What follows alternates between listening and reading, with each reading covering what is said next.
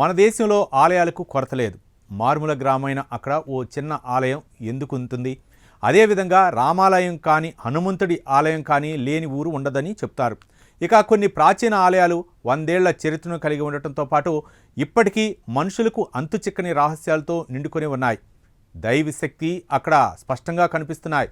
అలాంటిదే ఓ హనుమంతుడి ఆలయం దక్షిణ భారతదేశంలో అద్భుత రహస్యంగా మారింది. అక్కడ ఆంజనేయుడు ప్రతిరోజు పెరుగుతున్నాడు. దీంతో ఆలయ నిర్వాహకులు చివరికి ఆలయం పైకప్పునే తొలగించేశారు. అయితే రోజురోజుకు పెరుగుతున్న హనుమంతుడు ఆలయం ఎక్కడుంది? ఆ అద్భుతం వెనుకున్న రహస్యం తెలుసుకోవాలనుకుంటే తమిళనాడులోని నమక్కల్ హనుమాన్ ఆలయానికి వెళ్లాల్సిందే. తమిళనాడులోని నమక్కల్ హనుమాన్ ఆలయం చాలా అద్భుతమైన గుడి. ఈ ఆలయాన్ని దర్శించుకోవడం ఎంతో శుభప్రదమని భక్తులు నమ్ముతారు. ఇక ఈ గుడిలో ఉన్న ఆంజనేయుడిని దర్శించుకోవడానికి దూర ప్రాంతాల నుంచి భక్తులు పెద్ద ఎత్తున క్యూ కడతారు. ఎందుకంటే ఇక్కడ కొలువైన హనుమంతుడు 1500 ఏళ్లుగా పైకప్పు లేకుండానే ఉన్నాడు. రోజురోజుకి పెరుగుతుండటం ఈ ఆంజనేయుడి ప్రత్యేకత. అయితే ఈ ఆంజనేయుడికి ఎదురుగా శ్రీ లక్ష్మీనరసింహస్వామి కొలువుదీరి ఉన్నాడు. ఈ లక్ష్మీనరసింహస్వామి ఆలయానికి సైతం పైకప్పు ఉండకపోవటం విశేషం. మరి ఈ గుడిలోని దేవుడి ఆలయాలకు పైకప్పు లేకపోవటం, అదేవిధంగా రోజురోజుకి హనుమంతుడు పెరుగుతుండటం వెనుకున్న గాథ కూడా చాలా పురాతనమైంది. దాదాపు 1500 సంవత్సరాల చరిత్ర కలిగిన ఈ ఆలయం నమక్కల్ కొండల కింద భాగంలో ఉంది.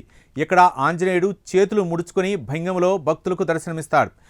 పురాణాల ప్రకారం హిరణ్యకశిపుడి మరణం తర్వాత ఈ ప్రదేశంలో నరసింహుడు కనిపించినప్పుడు ఆంజనేయుడు తన దర్శనం కోసం ఇక్కడికి వచ్చాడని చెబుతారు. అందుకే హనుమంతుడు నరసింహుడిని దర్శనం చేసుకోవడానికి వీలుగా విగ్రహాన్ని ఏర్పాటు చేశారు. అయితే ఈ విగ్రహం రోజురోజుకి పెరుగుతూ పోతుండటంతో ఈ భారీ ఏకశిలా విగ్రహం బహిరంగ ఆకాశం కింద అంత ఎత్తున ఉంటుంది. ప్రస్తుతం ఈ విగ్రహం దాదాపు 20 అడుగుల పొడవు ఉంది. దీంతో హనుమంతుడి విగ్రహానికి పైకప్పు నిర్మించడానికి గతంలో చేసిన ప్రయత్నాలన్నీ విఫలమయ్యాయని స్థానికులు చెప్తారు.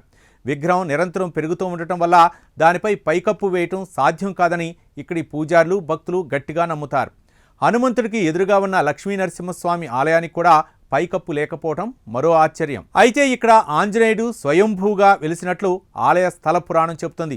1500 ఏళ్ల చరిత్ర కలిగిన ఈ ఆలయానికి ఎవరైనా పైకప్పు నిర్మించతలిచినా అది కూలిపోవటం, మధ్యలో ఆగిపోవటం జరిగేది. అందుచేత ఆ ప్రయత్నాన్ని విరమించుకున్నారు. అంతేకాదు ఆంజనేయ స్వామికి ఎదురుగా ఉన్న లక్ష్మీనరసింహస్వామి ఆలయానికి కూడా పైకప్పు లేకపోవటం వల్ల కూడా ఆంజనేయ స్వామి ఆలయానికి కూడా లేదని కొందరు అంటారు. అయితే అర్చకులు మాత్రం హనుమాన్ విగ్రహం రోజురోజుకి పెరుగుతున్నందున పైకప్పు కట్టలేకపోయామని అంటారు.